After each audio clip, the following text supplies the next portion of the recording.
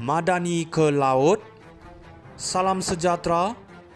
Pada tahun 1997, saya adalah antara anak muda yang beratur panjang untuk mendapatkan tanda tangan Dato' Sri Anwar Ibrahim pada bukunya Anwar Ibrahim, The Asian Renaissance.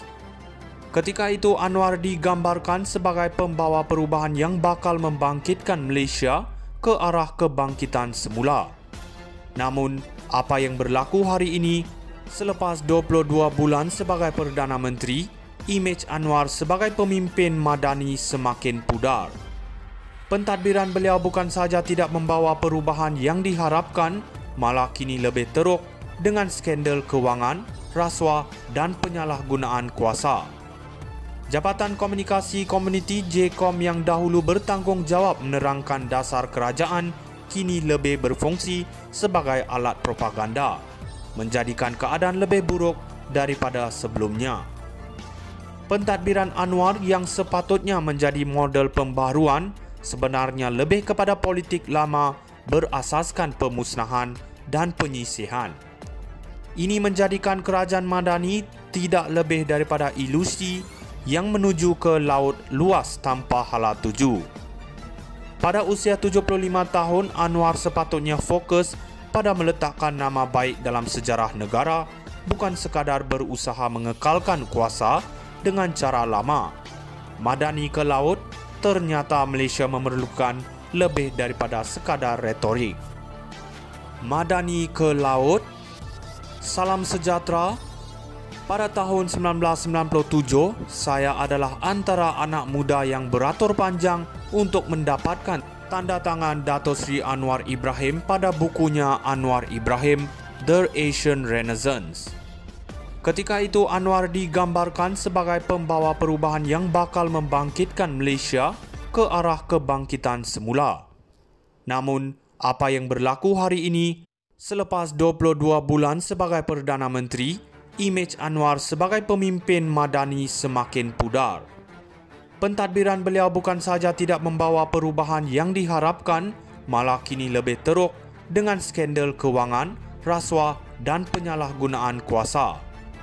Jabatan Komunikasi Komuniti JKOM yang dahulu bertanggungjawab menerangkan dasar kerajaan kini lebih berfungsi sebagai alat propaganda, menjadikan keadaan lebih buruk daripada sebelumnya. Pentadbiran Anwar yang sepatutnya menjadi model pembaharuan sebenarnya lebih kepada politik lama berasaskan pemusnahan dan penyisihan. Ini menjadikan kerajaan Madani tidak lebih daripada ilusi yang menuju ke laut luas tanpa hala tuju. Pada usia 75 tahun, Anwar sepatutnya fokus pada meletakkan nama baik dalam sejarah negara, bukan sekadar berusaha mengekalkan kuasa dengan cara lama. Madani ke laut, ternyata Malaysia memerlukan lebih daripada sekadar retorik. Madani ke laut. Salam sejahtera.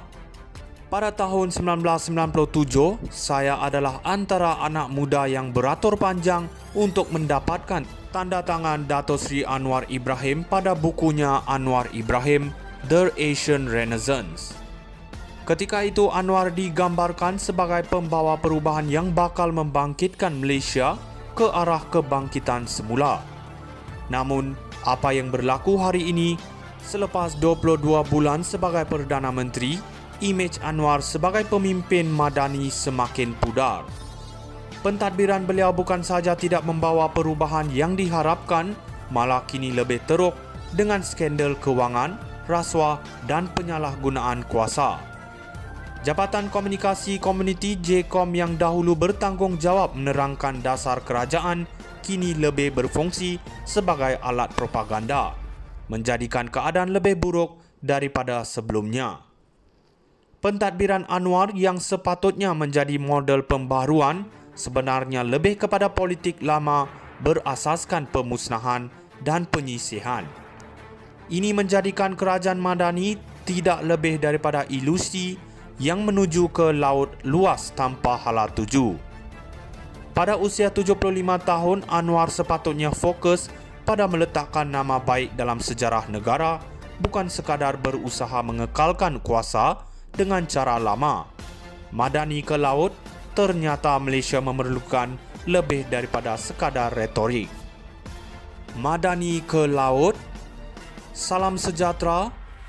Pada tahun 1997, saya adalah antara anak muda yang beratur panjang untuk mendapatkan tanda tangan Dato' Sri Anwar Ibrahim pada bukunya Anwar Ibrahim, The Asian Renaissance.